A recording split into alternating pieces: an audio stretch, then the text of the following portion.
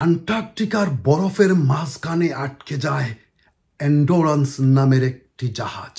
সেই আটকানো অবস্থায় 7 মাস চলে যায়। হঠাৎ একদিন ভয়ঙ্কর একটা শব্দে যেন আক্রমণ করে ফেলে সেই জাহাজকে। জাহাজের নিচে সেই ভয়ঙ্কর আওয়াজ এবং একটা ফুস পেয়ে যেন জাহাজটির পুরো ডুবো ডুবো অবস্থা। কিন্তু সেই জাহাজে থাকা 28 জন যাত্রী জাহাজ থেকে নেমে কোনোভাবেই যান বাঁচা আর আশ্রয় নেয় সেই অ্যান্টার্কটিকার বরফের মরুভূমির মাঝখানে। আসসালামু আলাইকুম বন্ধুরা, আজকে আমরা কথা বলবো ইতিহাসের সেই 28 জন ব্যক্তি কিভাবে অ্যান্টার্কটিকা থেকে জীবিত চলে এসেছিল, যেটাকে ইতিহাসের পাতায় বলে the greatest survival from Antarctica of all time. সাল 1914 স্যার আর্নল্ড শাকলটন বলে একজন ব্যক্তি, যিনি প্রথমেই 2 বার অ্যান্টার্কটিকাকে দেখার জন্য, অ্যান্টার্কটিকা সম্বন্ধে বোঝার জন্য 2 বার ট্রাই করেছেন, কিন্তু সফল হতে পারেন নাই। 3য় বারের মতো অ্যান্টার্কটিকাকে ঘুরে পায়ে হেঁটে দেখার জন্য এবং সেইখানে মানব জাতি কতটুকু সহ্য করতে পারে, কিভাবে থাকতে পারে, সেইটাকে এক্সপেরিমেন্ট করার জন্য আবার পদক্ষেপ তুললেন। কিন্তু উনি জানতেন এই মিশনটা এতই ভয়ঙ্কর যে যারাই যাবে তারা কিন্তু সেইখান থেকে জীবিত না আসাটাও সম্ভাবনা রয়েছে। খবরের কাগজে তিনি একটি অ্যাডভার্টাইজ দেন যে আমি 28 জন পুরুষ মানুষ চাই এই মিশনের জন্য, যারা আমার সাথে জাহাজ হয়ে অ্যান্টার্কটিকাতে যাবে পায়ে হাঁটার জন্য এবং সেইখানে অনেকগুলা তদন্ত করার জন্য। তাদেরকে এত টাকা দেওয়া হবে, কিন্তু সেই মিশনে, সেই যাত্রাতে আমাদের জীবনও যেতে পারে। সেই অ্যাডভার্টাইজ দেখে ঠিকই 28 জন যুবক ঠিকই পরিবারের জন্য এই মিশনের জন্য প্রস্তুত হয়ে যায়। স্যার আর্নেস্ট এন্ডোরেন্স নামে একটি জাহাজ কিনে নেন। এন্ডোরেন্স বলতে আমরা এটাই বুঝি বন্ধুরা, যে তোমার শরীর কতটুকু সহ্য করতে পারে, কতটুকু জারতে পারে। সবাই পরিবারের কাছ থেকে বিদায় নিয়ে সেই জাহাজে হয়ে অ্যান্টার্কটিকার দিকে রওনা দিয়ে দেয়। অনেকদিন সমুদ্রপথে চলতে চলতে জাহাজ অ্যান্টার্কটিকার পাশেই চলে যায়, কিন্তু সেইখানে যাওয়ার পর বড় কিছু বরফের মধ্যে ওরা আটকে যায়। এই বরফগুলো এতই ঘন ছিল যে জাহাজ আর সামন দিকে এগুতে পারতেছিল না।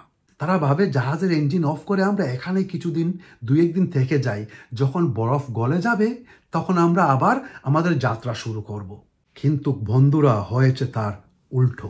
বরফ গলা তো দূরের কথা, বড় বড় পাশের যে বরফের পাহাড়গুলা ছিল সেইখান থেকে বড় বড় পাহাড়ের টুকরা ভেঙ্গে ভেঙ্গে ওদের সামনে পড়ে, সাইডে দিয়ে পড়ে জাহাজকে চারিদিকে যেন ঘিরে ফেলেছিল। ওরা যেন বরফের এই মরুভূমিতে আটকে গিয়েছিল। এই অবস্থায় একই জায়গায় 7 মাস হয়ে যায়। তাদের সাথে যে খাবারগুলা ছিল সেইগুলো আস্তে আস্তে শেষ হতে থাকে। আর 7 মাসের লাস্টে দিয়ে হঠাৎ করে যেন ভয়ঙ্কর একটা শব্দ হয় তাদের জাহাজের নিচ থেকে, যেন কে ঠাস করে ধাক্কা দিয়ে দিয়েছে, যার ফলে জাহাজটা পুরো ডুবো ডুবো অবস্থা। ওরা জাহাজ থেকে নেমে যায়, ওদের চোখের সামনে জাহাজ আস্তে আস্তে ডুবতে থাকে। এই বরফের মরুভূমিতে ওরা নিরুপায় হয়ে যায়, বরফের উপরই আশ্রয় নেয়। আস্তে আস্তে ওদের খাবার শেষ হতে থাকে। ওদের সাথে যে পালিত কুকুরগুলা ছিল একটা একটা করে কুকুরদেরকে খেতে থাকে। তার এমন এক জায়গায় আটকে গেছে যেইখান থেকে ফিরে আসা একেবারেই অসম্ভব হয়ে গেল। এই ঠান্ডার মরুভূমিতে তারা যেন নিজের মৃত্যুর জন্যই অপেক্ষা করতেছিল। কিন্তু তাদের সেই লিডার আর্নেস্ট শাকলটন, সে বলে মরার আগ পর্যন্ত লড়াই করতে থাকবো। সে এক পর্যায়ে চেয়ে দেখে তারা যেই জায়গায় বসে আছে সেইটা একটা বড় বরফের টুকরো। আস্তে আস্তে সেই বরফের আশেপাশের অন্য বরফগুলা গলতে থাকে, যার ফলে নৌকার মতোই এই বরফটা এই পানির মধ্যে একটু একটু করে ভাসতে থাকে। তারা আইডিয়া করে যে আমরা এই বরফের চাকার উপরই বসে থাকবো, যেই দিকে আমাদেরকে নিয়ে যায় আমরা সেই দিকেই যেতে থাকবো। কিন্তু কুদরতের কি খেলা, সেই বরফের টুকরোর উপরে ওরা ভাসতে ভাসতে একটি আইল্যান্ডের একটা দ্বীপের মধ্যে গিয়ে পৌঁছে যায়। তারা যেন একটু সাহস পায়, কিন্তু দুর্ভাগ্য বন্ধুরা, সেই দ্বীপ এতই ভয়ঙ্কর ছিল। আর্নেস্ট বলে, দেখো আমাদের সাথে তো একটা লাইফ বোট আছে, যেখানে আমরা 4-5 জন কোনো অবস্থায় বসতে পারবো।